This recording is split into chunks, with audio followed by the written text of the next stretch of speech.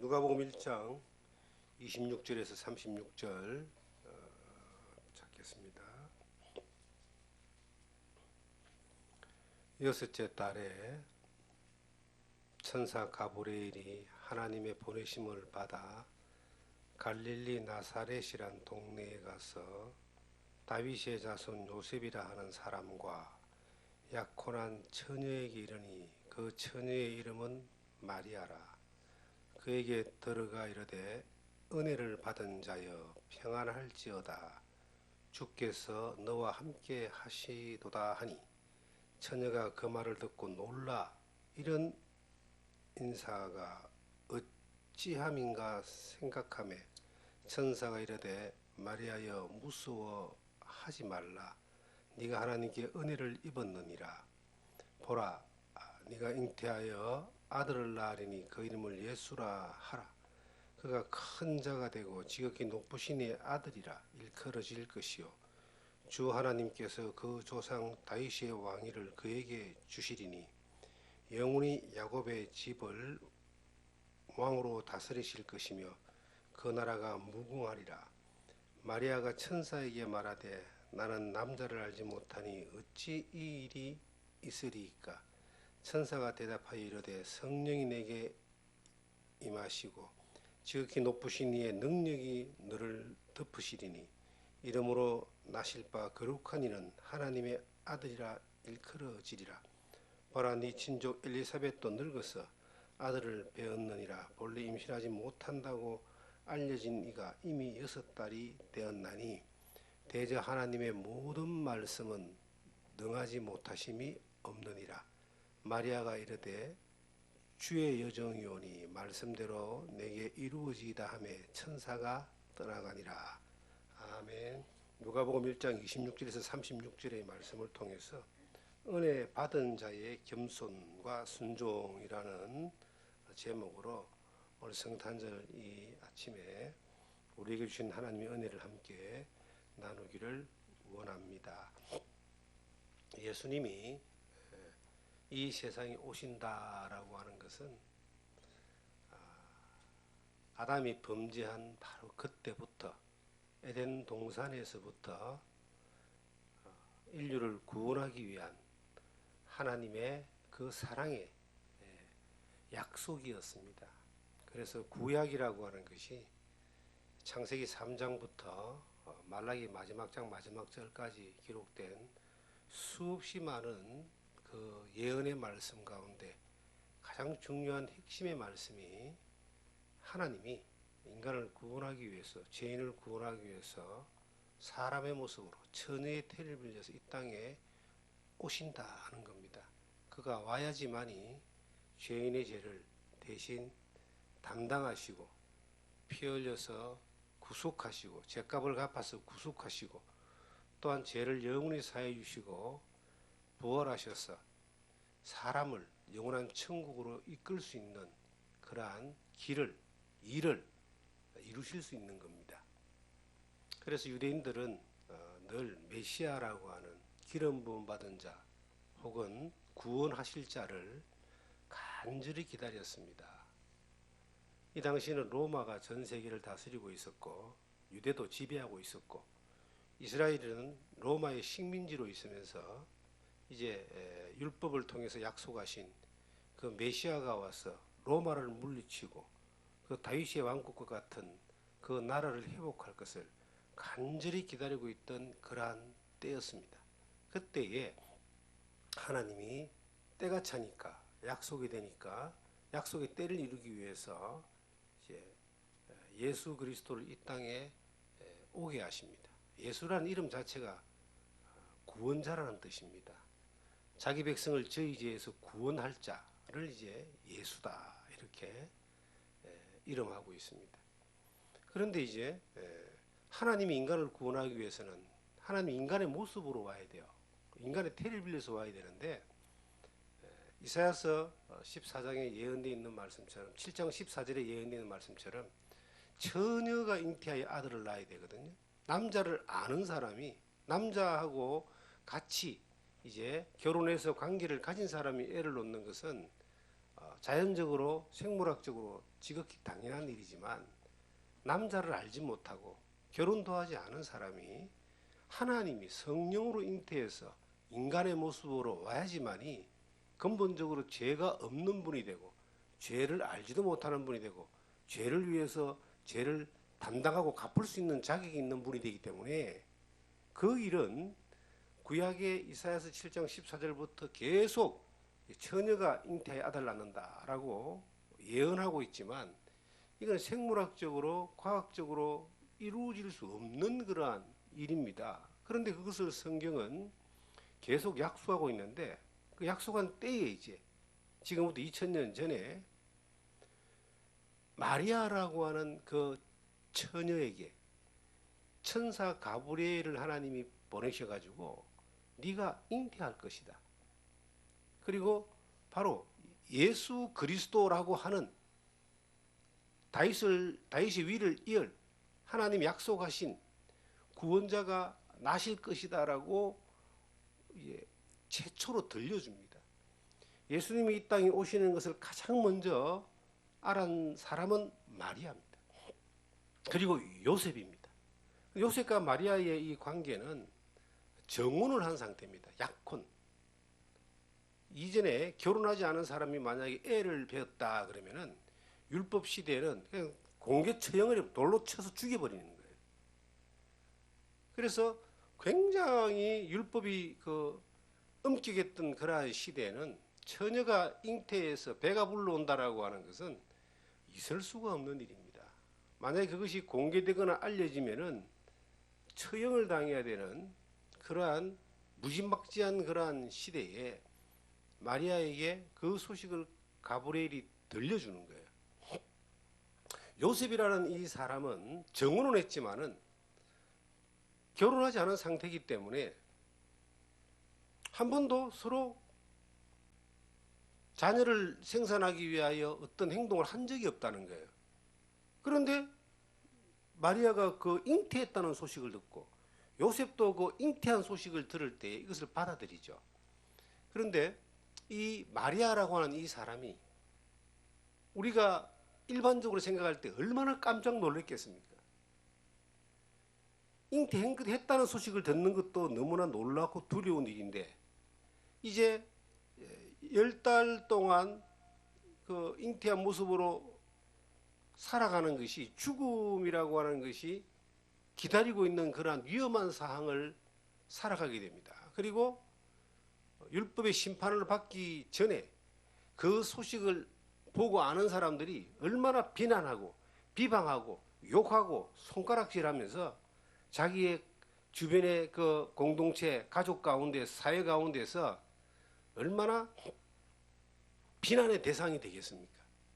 그리고 죽음을 기다리는 그러한 일들이 되는데도 이 마리아가 그 사실을 받아들이는 거예요. 왜냐하면은 이것이 하나님이 그렇게 하셨다라고 하는 것에 대하여 그것을 받아들이는 겁니다. 마리아가 어떻게 해서 예수님을 잉태하고 출산케 하는 동정녀 마리아, 그리고 그리스도를 이 땅에 태어나게 하는 도구로 그렇게 사용되었는가? 마리아는 신적인 존재도 아니고 신도 아니고 예수님의 육신을 낳은 어머니이긴 하지만 그는 경배받을 대상은 아닙니다. 경배받을 대상은 하나님이고 경배받을 대상은 이 땅에 오신 하나님이신 예수님이지 그것을 낳은 마리아는 경배를 받거나 신적인 어떤 그러한 위치에 있는 존재가 아닌데 어떤 또 큰 종교에서는 그 마리아를 신적인 존재로 숭배하고 경배하고 또 신의 반열에 올려놓은 그런 종교들도 있습니다. 성경을 좀 잘못 이해하는 풀이하는 그러한 잘못을 범하는 거죠. 그런데 예수님이 이 세상에 오시는 데에 절대적으로 쓰임받았던 한 사람이 이 동정녀라고 하는 마리아입니다. 그가 어떤 사람이었기에 그렇게 쓰임받을 수 있었을까? 그가 경배받고 숭배받을 대상은 아니지만 그가 예수를 믿는 모든 사람들에게 본이 되어지는 하나의 하나님의 사용되는 도구라고 하는 겁니다. 우리가 사도 바울을, 베드로를 하나의 신앙의 모델로 이렇게 보면서 본을 받아서 가기를 원합니다. 그렇다고 해서 우리가 베드로나 바울을 경배하거나 숭배하거나 그렇게 하지는 않습니다. 마리아도 마찬가지예요. 우리가 경배하고 숭배할 대상이 아니라 본받아야 될 대상인데, 마리아가 어떤 존재였기 때문에 예수 그리스도를 잉태하고 출생케 하는 그 도구로 사용되었는가? 마리아는 하나님 앞에 굉장히 은혜를 받을 자고 받은 자고 그리고 겸손한 자입니다. 성경을 보면은 가브리엘이 마리아에게 찾아와서 뭐라고 말하느냐면은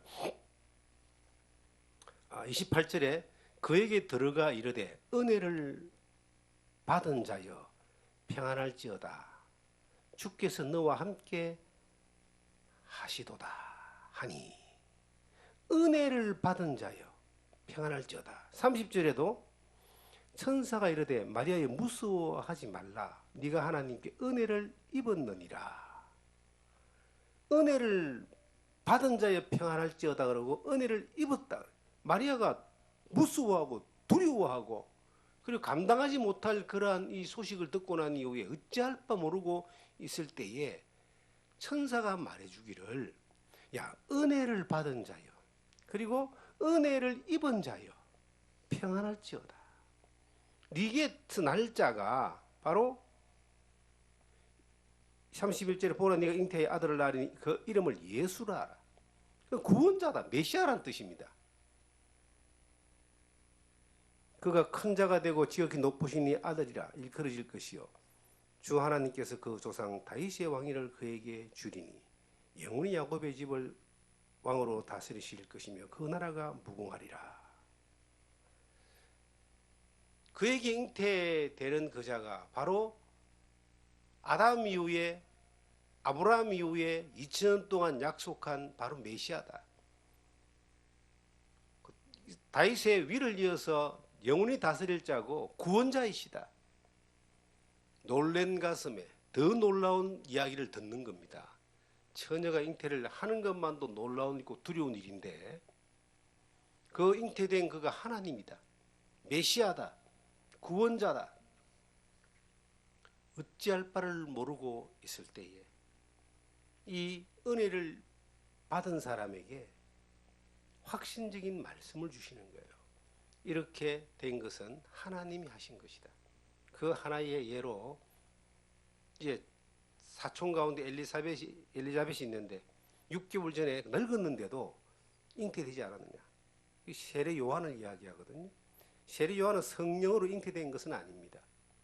그러나 하나님의 능력으로 잉태가 되었어요. 나이 늙어가지고. 예수님은 성령으로 잉태가 됐다. 하나님이 그 태를 열어서 하나님이 그 안에 잉태가 된 거예요. 인간의 모습으로 와야지 인간을 구원할 수 있으니까. 구약시대는 사람의 죄값을 양과 염소와 송아지와 비둘기의 피를 흘려서 제사를 드림으로 사람의 죄값을 갚았습니다. 그림자에 불과합니다. 완전한 하나님의 그 구속의 역사는 죄 없는 사람이 이 세상에 와서 죄를 담당하고 죄 때문에 피 흘려서 영원한 속죄를 이루어야지만이 하나님 완전한 사랑, 완전한 죄사함이 이루어지는 거예요. 그러기 위해서 사람이 와야 되는데 그 사람이 바로 마리아의 태를 빌려서 오시는 잉태한 바로 예수라는 분이다. 이것을 이제 마리아가 말씀으로 듣는 거예요. 자, 우리는 한번 생각을 해봅니다. 우리에게도 우리의 삶 가운데서도 하나님이 우리에게 말씀하시는 것이 들어오면 우리의 삶은 어떨까요? 놀랍게 변화될 겁니다. 하나님이 우리에게 말씀하시는 것이 내 안에 딱 들려오는 이것이 신앙의 체험이고 믿음의 경험이거든요. 자기가 신앙을 체험하고 믿음을 경험하고 예수 그리스도의 십자가의 놀라운 그 보혈의 은혜를 입는 것을 경험한 사람은 세상의 어떤 상황이 어떻든 간에 그 예수님을 따라가고 예수님을 전하는 삶을 살게 됩니다. 바울 사도가 예수 믿는 사람을 잡아 죽이는 일들을 하다가 다메섹에서 예수님을 만나게 됩니다. 부활하신 그 예수님을 만나게 되는 거예요. 네가 핍박하는 예수가 나다라고 했을 때 이 바울 사도는 눈이 멀어버리는 거예요. 그리고 이제 나중에 그 아나니아가 눈을 띄워줬을 때 그의 삶은 완전히 바뀌어버립니다. 예수님을 그가 다메섹에서 만나고 난 이후에 그는 그렇게 핍박하던 예수를 전하는 사람이 되는 겁니다. 누가 뭐래도 누가 방해해도 누가 죽이려고 해도 흔들리지 않고 예수 그리스도의 복음을 유럽과 아시아에 전하는 이방인의 사도로서 전 세계 선교하는 데 발판을 놓는 한 사람으로서 역사 가운데 기록되어 있고 신약성의 13권을 기록하는 그러한 귀한 하나님의 도구로 쓰임을 받았습니다. 주님을 경험했기 때문에 그렇게 갈 수 있었어요. 이 마리아도 이 천사에게 직접적으로 듣게 되고 하나님의 말씀을 경험하고 난 뒤에 그가 그 처녀로서 잉태하여 위험을 받을 것을 뻔히 알고 고통받을 것을 뻔히 알고 괴로움 받을 것을 뻔히 아는데도 그것을 그대로 하나님의 말씀을 경험했기 때문에 그 말씀을 그대로 받아들이고 간직하는 겁니다. 그 뒤에 보시면은 37절에 대저 하나님의 모든 말씀은 능하지 못하심이 없느니라. 마리아가 이르되 주의 여종이오니 말씀대로 내게 이루어지다 하매 천사가 떠나니라. 사람으로는 할 수 없지만은 성령이 하나님이 하시면 못하는 것이 없다라고 하는 이야기를 듣게 되고 이것이 믿음으로 연합되어지니까 이 마리아가 뭐라고 고백하느냐? 나는 주의 여종이니까 쉽게 말하면 내가 내 주관대로 사는 것이 아니라 하나님의 뜻대로 사는 종이기 때문에 그 말씀대로 이루어지는 것을 그대로 받아들이는 거예요. 그대로 순종하겠습니다. 자기가 여종이라고 표현할 수 있는 것이요 얼마나 겸손한 겁니까? 하나님이 이끄시는 대로 살 수밖에 없는 사람입니다. 내 마음대로 사는 것이 아닙니다. 주님 종이니까 하라는 대로 하겠습니다. 그리고 이 말씀대로 이루어질 것이다라고 이걸 받아들이는 겁니다. 우리가 이 마리아의 여정 가운데서 그 자기 자신의 위치를 발견하는 것. 내 인생 내 마음대로 사는 것이 아니라 내 인생 하나님이 이끄시는 대로 사니까 말씀하시는 것을 대로 그냥 받아들이겠습니다. 이 순종입니다. 그 순종은 뭐냐면 그 이후에 일어날 불이익과 죽음에 대한 위험마저도 그대로 내가 따르겠습니다 하는 의미를 가지고 있습니다. 지금 우리 시대에 우리가 한번 돌아보면요. 저도 1980년도에 예수를 믿었습니다. 예수를 믿을 때에 보라 세상 죄를 지고 오는 하나님의 어린 양이다라고 하는 요한복음 1장 29절의 그 말씀을 통해서 예수 그리스도가 내 죄를 다 담당하시고 피 흘리신 것을 경험하게 되었습니다. 하나님을 알게 되고 예수님을 영접하게 되고 십자가의 피 흘림으로 죄사함의 구원을 경험했습니다. 세상에서 들어보지도 못하고 경험해보지 못했던 평안과 그 자유와 그 이 기쁨을 경험했습니다.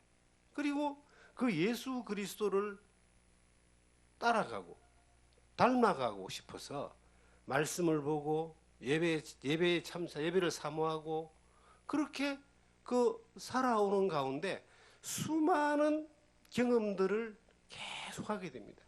왜냐하면은 내가 예수를 믿기 전에는 내 인생을 내가 마음대로 살았습니다. 그래서 살 수 있다고 생각했어요. 죄밖에 없는 그 인생에 즐거움을 두고 낙을 두고 살다가 예수 그리스도를 경험하고 난 이후에 삶이 바뀌었습니다. 주의 뜻대로 하나님의 영광을 위해서 영혼을 살리는 그 일들을 위하여 살아가고자 하는 삶의 방향이 바뀌었습니다. 누가 비난하거든 하든 누가 방해하든 누가 공격을 하든 그것이 뭐 두렵고 힘들고 괴로운 것이 아니라 도리어 그것이 당연한 것이고 즐거운 것이고 하나님의 말씀을 따라서 가면서 그 오는 어떤 것도 순종하고 싶고 피하지 않는 마음으로 살아갈 수 있었습니다. 왜 그런가를 생각해 보니까 그건 누가 시켜서 한 것이 아니고 내가 하나님을 경험하고 예수님을 경험하고 그 살아가는 삶 가운데 성령의 역사하심과 인도하심과 보호하심을 경험했기 때문에 그 경험이 계속적으로 이어지기 때문에 그 믿음 말씀대로 순종해서 가는 것으로 오는 불이익과 어려움이나 어떤 것들도 두렵지 않았다는 거예요. 겁나지 않습니다. 성경에 두려워하지 않아 말하는 말씀을 계속 보게 됩니다. 예수님도 두려워하지 마라. 하나님도 두려워하지 마라. 내가 너와 함께 하겠다. 두려워하지 마라. 평안을 내가 주겠다. 지금 마리아에게도 이야기하잖아요. 천사가 두려워하지 마라. 그 두려워하지 마라는 말은 모든 사람에게 있는 두려움을 이길 수 있는 가장 확실한 방법이 뭐냐? 경험하는 겁니다. 말씀을 경험하고 성령을 경험하고 하나님을 경험하는 거예요. 그래서 성경에 가장 많이 나오는 단어 가운데 하나가 두려워하지 말합니다. 인생은 늘 두려워요. 한치 앞이 두렵고 뭔가 하려면 두렵고 움직이려면 두렵고 선택하려면 두렵고 사는 것 자체가 두렵고 가장 큰 두려움은 병들까 봐 두렵고 죽을까 봐 두렵고 지옥 갈까 봐 두려운 것은 잘 안 하더라고 사람들이. 죽어봐야 안다고 생각하니까. 그런데 정말 죽음이 다가왔어요. 코앞에 왔을 때는 가장 두려운 게 지옥의 두려움이에요. 심판의 두려움이에요. 성경에는 두려워하자는 말하는 말씀을 그렇게 많이 하고 있는 거예요. 어떻게 하면 두려움없지 않게 살 수 있는가? 이 마리아를 보겠습니다. 마리아는 잉태됐다는 자체도 두려워요. 그 이후에 일어날 상황을 생각하면 두려워요. 처녀 아이를 놓는 것도 두려워요. 그리고 정혼자에게 요셉에게 성령으로 잉태했다라고 이야기하는 내용을 자세하게 마태복음 1장 보면 나옵니다. 요셉이 그것을 받아들입니다. 처음에는 가만히 끊어버리려고 했는데 그대로 성령의 음성을 듣고 그대로 받아들여요. 요셉도. 그런데 그것을 마리아가 두려워하지 않고 말씀을 따라 믿음으로 성경에 기록된 대로 하나님은 모든 말씀에 능하지 못한 것이 없다는 걸 믿어버리니까 이 마리아가 36절의 말씀처럼 말씀대로 내게 이루어지이다. 말씀대로 이루어지다고 순종하면서 그 일어나는 모든 두려움에 대해서 헌신적으로 그냥 받아들이는 겁니다. 순종은요, 말로만 하는 것이 아니라 대가를 지불하는 헌신이 거기에 반드시 따라가는 거예요. 그렇게 따라가니까 어떤 일이 벌어집니까? 10달 후에 예수님이 이 세상에 탄생하시는 놀라운 일이 벌어지는데 지극히 높은 곳에서는 하나님의 영광이요 땅에서는 기뻐하심 입은 모든 사람들에게 평화로다라고 하는 자기 백성을 저희 죄에서 구원할 자인 예수 그리스도가 이 세상에 오시는 놀라운 통로로 사용되는 겁니다. 예수님이 이 세상에 오시지 않았다면은 우리는 여전히 죄 가운데 살다가 그냥 멸망하러 가겠죠. 그 예수님이 어느 날 내 안에 들어오지 않았다면, 내가 그분을 영접하고 믿지 않았다면, 경험하지 못했다면 우리는 여전히 세상에 이 땅의 것들, 썩어지는 것들, 죄악된 것들을 쫓아가면서 그렇게 살다가 가겠죠. 그 예수님이 2000년 전에 이 세상에 오셨고 어느 날 내 안에 들어오셨고 어느 날 그 예수 그리스도를 경험하고 난 이후에 우리는 그 예수님을 따라가는 겁니다. 신앙이 여러 세대를 이렇게 지나가면서 이어져 가는 것이 참 좋은데 그게 힘듭니다. 저는 제 자녀들을 양육할 때에 예수 그리스도 안에서 믿음의 틀 안에서 양육을 했습니다. 그 아이들이 커서 지금 사회에 나가서 결혼도 하고 그리고 직장 생활도 하면서 살고 있습니다. 근데 그 아이들이 하나님을 믿고 예수님을 믿는다라고 하는 것에 대해서 부정하거나 아니면 멀리하거나 뭐 배신하거나 그러지는 않습니다. 하나님도 믿고 예수님도 믿고 교회도 가고 그렇습니다. 그런데 저는 그 아이들을 봅니다. 이 아이들이 나와 똑같은 그러한 믿음으로 가느냐? 제가 저 나이 때에 어떻게 살았는가? 비교가 안 될 정도로 그렇게 살아갑니다. 세상과 더불어서 그냥 내 자식인데 종교인들입니다. 왜 그런가를 한번 고민해 봤습니다. 왜 그럴까? 그런데 해답을 하나 찾았습니다.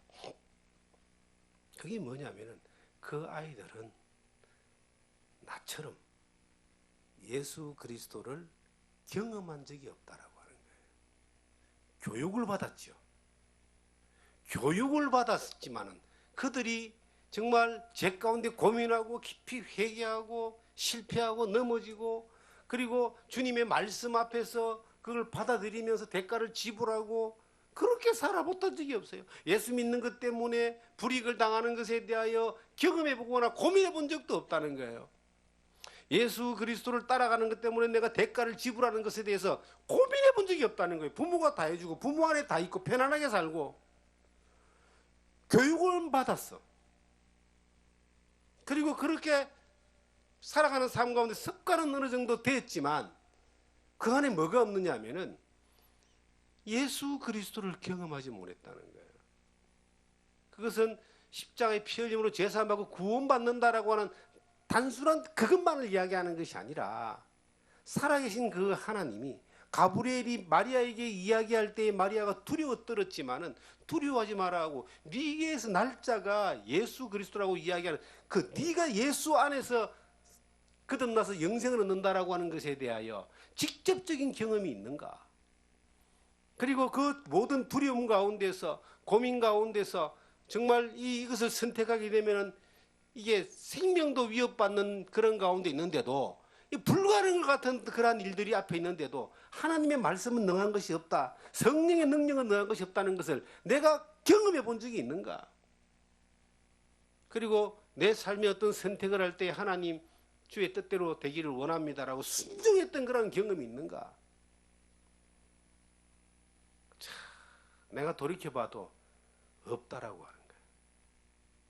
신앙에 대한 교육은 받았고 말씀에 대한 교육은 받았고 예배에 대한 교육은 받았고 그 안에 그렇게 살기는 했지만 그것이 부모의 쓰라에 있을 때는 당연히 해야 되는 것 같다라고 하고 하지만 세상에 나가 보니까 이 세상의 가치관은 더 화려하고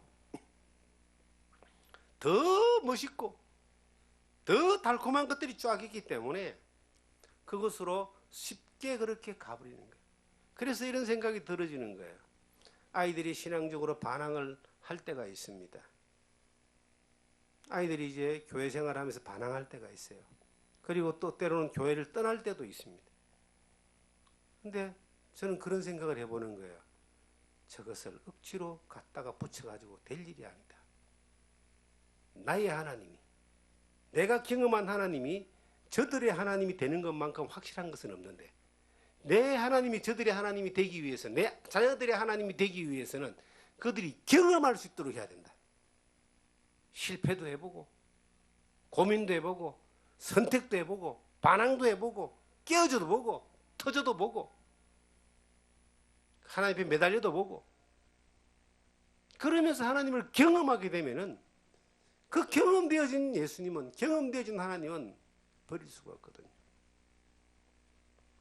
잘못될 확률이 적은 거예요.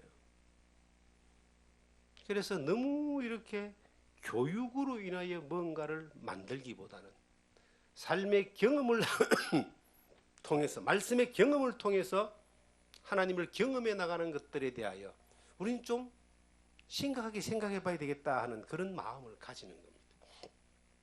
왜 신앙이 여러 대로 이어가기가 힘든가를 고민해 본 거예요.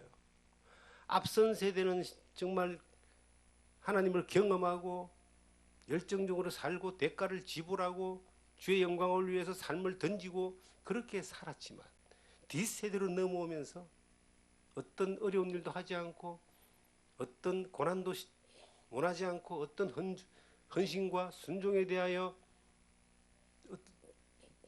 삶으로 드리지 않는 이러한 모습들을 보게 될 때에 세상의 유혹과 계속 그렇게 세상의 것들과 타협하고 친하게 지내는 이런 것들에 대하여 모순이 나올 때에 왜 그런가?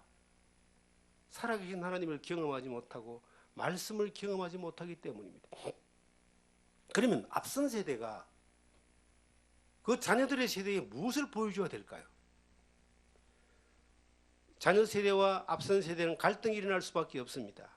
왜냐하면 세대 차이가 나기 때문이에요. 그런데 신앙적인 문제에 있어서 앞선 세대가, 믿음의 세대가 뒤에 오는 세대를 그 믿음으로 가르치지 않으면요, 어떤 일이 벌어지는 줄 아세요?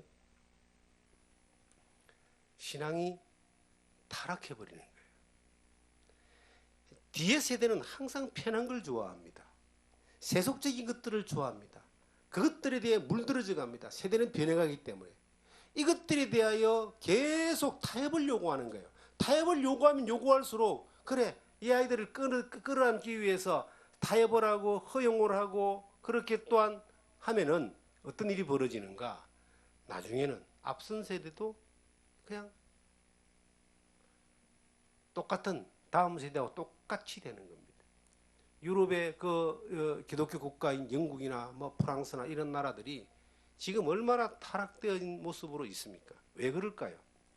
그 이유를 보면요, 그들이 젊은 세대를 끌어안기 위해서 젊은 세대에 요구하는 것들에 맞는 것들로 시스템을 만들어 가다 보니까 교회와 세상이 구분이 없는 세상이 되어버린 거예요. 세상과 교회가 구분이 없고 세상에 일어나니 교회가 일어나고 교회에서 있는 나쁜 것이 세상에도 일어나니까 젊은 세대들이 하나님의 말씀을 따라서 하나님의 영광을 위해 사는 것들에 대하여 관심이 없는 종교인들은 될지 몰라도 결국은 세속화된 사람들이 되기 때문에 결국은 교회가 타락되고 기독교가 무너지는 그런 일들이 저 유럽과 미국 쪽에서 일어나고 있는 겁니다. 유대인들을 보면요, 유대인들이 이스라엘 가면 유대인들이 지금 꽤 많이 들어와 있죠. 한 300만 이상이 들어와 있는데 온갖 유대인들이 다 지금 들어와서 그 유대인들 세계를 가지고 있어요. 그런데 정말 정통 유대인들은, 하스딤이라고 하는 그 정통 유대인들은, 이 사람들은 성경에서 말하는 대로 이제 살려고 하는 사람들이에요. 그 사람들의 마을이, 그 공동체가 따로 있대요, 이스라엘 안에. 근데 놀라운 걸 가만히 보니까요, 그 사람들은 시오니즘을 반대한다는 거예요. 깜짝 놀랐어요, 제가. 왜 정통 유대인들은 이스라엘 국가를 세우는 것을 반대할까? 이스라엘 국가가 세워졌는데 5만 사람 다 들어와 가지고 국가는 세워졌는데 그 국가에 하나님의 말씀이라고 하는, 그들이 믿는 율법이라고 하는 이것을 지키고 따르는 사람들이 거의 없는 거예요.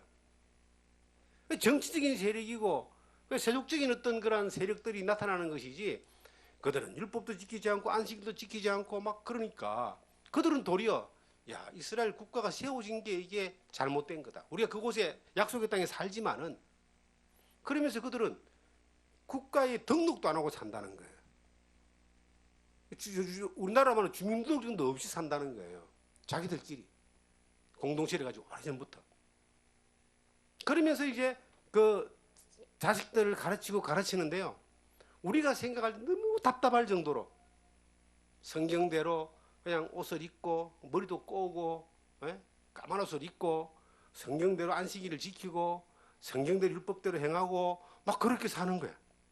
그 아이들도 다 그렇게 살아요. 근데 그들은 그렇게 이야기하는 거예요. 그렇게 성경대로 3,500년 전에 모세가 받았던 율법대로 그들은요, 그렇게 사는 것이 이 약속을 지키는 것이고 약속을 믿는 사람의 삶이고 자기들이 기다리는 메시아를 기다리는 그러한 삶이다. 그렇게 사는 거예요. 그래서 우리하고는 약간 다르지만 그 사람들이 그렇게 3,500년 전의 생활의 양식과 2,000년 전의 생활의 방식대로 이 성경을 그대로 고집하고 입는 것, 먹는 것, 사는 것 모두를 그렇게 그리 고집하고 사는 이유가 뭘까? 그게 그들의 신앙을 지키는 거예요.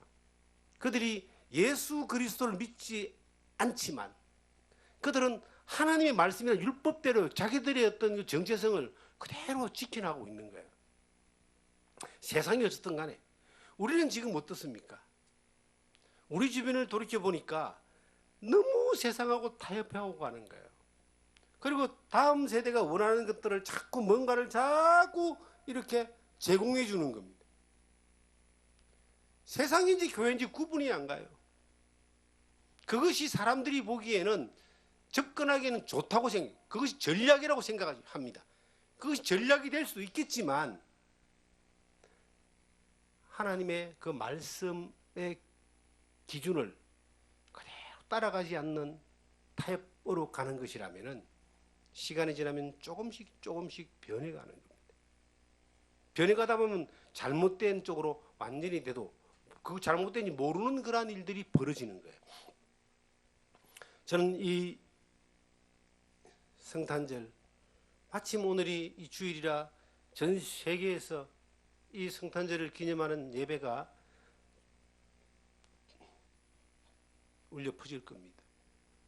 이 산골짜기에서 하나님을 경배하고 찬양하고 예수님을 경배하고 찬양하고 감사하는 마음으로 이 성탄절을 맞이하면서 마리아의 마음을 생각해 보는 거예요. 우리도 마리아처럼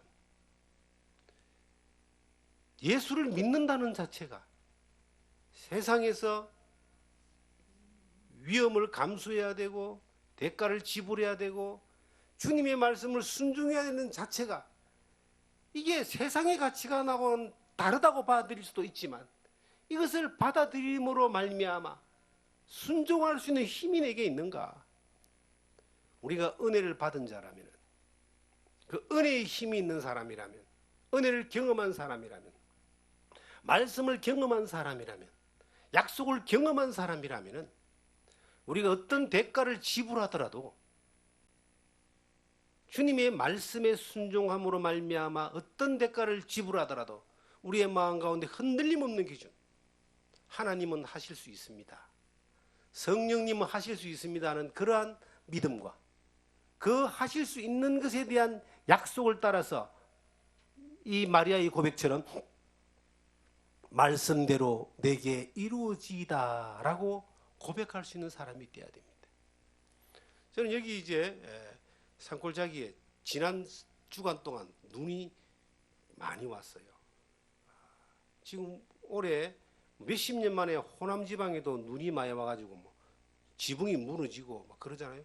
근데 그 호남 지방 몇십 년 만에 오는 그 눈이 제가 사는 이 산간 지방에는 해마다 오잖아요. 해마다. 지금도 바깥에 보면 그 며칠 전에 내린 눈이 하얗게 세상을 다 덮고 있습니다. 이 산골짜기에다가 왜 하나님이 교회를, 주의 전을 교회를 지을 마음을 주시고 왜 이곳에다가 이 교회를 건축하게 하셔가지고 왜 이곳에서 사역을 하게 했을까? 세상의 어떤 기본적인 그 상식은 아니잖아요. 사람 많은 데 가서 사람이 올 수 있는 환경을 만들고 그렇게 해야 되는데 왜 이 산골짜기도 하나님이 교회를 지을 수 있는 마음을 주셨을까? 이 생명나무 숲 전원교회를 이곳에서 건축할 때에 어떤 마음이었는가를 한번 돌이켜보는 거예요. 이곳에 들어온 지가 5년이 지났습니다. 그리고 교회가 지은 지가 3년이 지났습니다. 그럼 여기에서 이제 첫 시간을 생각해 보는 겁니다. 이 산골짜기에 잃어버린 한 영혼이라도 예수를 믿고 복음을 믿고 영생을 얻을 수 있는 사람이 있다면은 그 사람을 위하여 이 예배당을 건축하는 데에 이 마음을 하나님이 주셨다. 근데 그것이 예배당 딱 지으면 바로 어떤 일이 벌어지는 건 아니잖아요. 마리아의 태에서 예수님이 오시기까지 성경은 아브라함 이후에 2000년이 걸렸고 아담 이후에 4000년이 걸렸습니다. 구약의 4000년의 그 역사 가운데서 끊임없이 예언하셨다가 때가 차면 하나님이 그 아들을 보내사 여자에게서 나게 하시고 율법 아래 나게 하신 것은 이랬던 갈라디아서 4장 4절의 그 말씀의 예언이 말씀이 이루어지기까지는 4000년, 2000년 그 세월이 다 지나가고 난 뒤에 말씀이 이루어졌어요. 구약의 수많은 믿음의 사람들이 그 약속을 믿고 메시아를 바라보면서 그 시간들을 살아왔습니다. 마리아는 직접적으로 그 약속이 이루어지는 약속을 받았는데도 두려워했습니다. 상식이 안 맞기 때문에. 그러나 말씀이 그것이 성령으로 인하여 말씀이 그에게 왔을 때에 그것을 받아들이고 주의 뜻대로 이루어지다라고 하고 그대로 순종하게 됩니다. 우리가 살아가는 삶 가운데서 이곳에서 한 영혼이 주 안에서 예수 믿고 구원받는 일들에 대하여 기대를 가지고 이 예배당을 건축했습니다. 사람도 뭐 찾아보기 힘든 곳이잖아요. 그런데 한 사람 이상은 예수 믿고 구원받는 일들이 해마다 계속 일어났습니다. 그것으로 통로로 되어진다. 또 하나는 이곳에서 잃어진 영혼들을 살릴 수 있는 그러한 사람들이 제자라고 하는 땅끝까지 이르러 내 제자가 되리라. 말씀을 가르쳐서 복음을 전할 수 있는 사람들을 가르쳐 세우는 제자를 세우는 그러한 일들에 대하여 통로로 사용되기를 원했다. 그러한 일들이 뭐 놀랍게 뭐 일어나는 것은 아니지만 계속 그러한 일들이 진행되어 있고 진행되어 왔고 또한 그 훈련받은 사람들이 나가서 사역하고 하는 일들을 통해 들려오는 좋은 소식들을 듣게 되는 통로가 사용됐다는 것이 이것이 얼마나 감사한 것인가. 이곳에서 치유와 회복과 그리고 이 영육 간에 하나님 앞에 세워지는 그러한 일들에 대하여 끊임없이 통로로 사용되어진다는 것이 그 통로로 사용되어진 그 자체에 대하여 얼마나 감사한가. 마리아가 경배받을 대상은 아니잖아요. 그런데 마리아가 위대한 것은 그가 인류 역사 전에도 없었고 후에도 없는 단 한 번의 일이 일어나는 그 통로로 하나님의 그 통로로 사용되었다는 겁니다. 예수 그리스도가 이 세상에 오시기 위한 통로로 사용됐는데 그 사용되기 위하여 마리아의 그 태도가 우리가 이 땅에 살면서 하나님의 일꾼으로 예수 그리스도의 생명의 복음의 통로로 사용되기 위하여 동일한 태도를 요구하는 겁니다. 그것은 은혜를 입은 자가 은혜를 입은 삶을 사는 것이고 하나님의 말씀이 경험된 삶을 사는 것이고 하나님의 말씀이 경험되어졌을 때에 어떤 상황에서도 우리가 순종할 수 있는 받아들일 수 있는 겸손히 받아들일 수 있는 모습으로 우리가 그것을 대하는 겁니다. 믿음만큼 긍정이 없습니다. 일어나지도 않았던 일들을 일어날 수도 없는 일들에 대하여 하나님이 말씀하실 때 믿음으로 받아들이면 그대로 그것이 순종되어지면 놀라운 역사가 나타나는 거예요. 하나님은 우리를 통해서 놀라운 역사의 통로로 사용되기를 원합니다. 사람을 살리는 일이나 회복하는 일이나 세우는 일이나 보내는 일이나 우리가 거기에 도구로 사용될 수 있다면 이 마리아처럼 도구로 끊임없이 주님 앞에 서는 그날까지 사용되기를 원한다면 여러분들과 저에게 하나님의 은혜를 입을 수 있는 자리에 있어야 된다는 거예요. 하나님의 은혜를 늘 입는 자리에 있을 때의 말씀도 들려오고 성령도 역사하고 하나님의 기적도 나타나고 능력도 나타나고 우리를 통해서 주의 통로로 사용되는 일들로 쓰여집니다. 주님을 잉태하고 이 땅에 태어나게 하신 그 마리아의 믿음과 순종과 헌신을 우리가 돌이켜보면서 우리를 통해서 일하기를 원하시고 역사하기를 원하시고 이루기를 원하신 하나님의 뜻을 생각하면서 우리도 믿음으로 경험되어지고 역사를 경험되어지고 하나님께 더욱더 순종되어지는 통로로 사용되어질 수 있는 그러한 마음들로 이 성탄절 우리가 조용히 또 묵상해 봐야 될 줄 압니다. 기도하겠습니다.